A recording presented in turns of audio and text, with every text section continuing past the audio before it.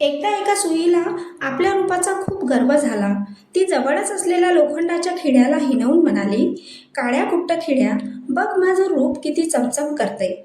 मला लोक रेशमी कापड शिवण्यासाठी वापरतात आणि तुला मात्र भिंतीवर हातोड्याचे फटके खावे लागतात." लोखंडाचा खिळा शांत राहिला. तो काहीच बोलला नाही. काही दिवसांनी अचानक त्या घराच्या मालकाचे कपडे फाटले. त्याने ती सुई घेतली आणि कपडे शिवू लागला. पण कापड थोडे जाड असल्यामुळे थोडे जोर देताच ती मधोमध धडकन तुटून गेली आणि कचऱ्यात फेकली गेली. दुसऱ्याच दिवशी मालकाने एक सुंदर तस्वीर आणली आणि त्याच लोखंडाच्या खिळ्यावर भिंतीवर टांगली.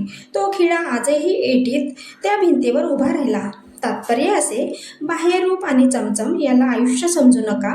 संकट काळात केवळ दिखावा काम करत नाही, तर तुमची आंतरिक क्षमता आणि सहनशीलता काम करते. विचार आवडले असतील तर चॅनलला सबस्क्राईब करा, लाईक करायला विसरू नका.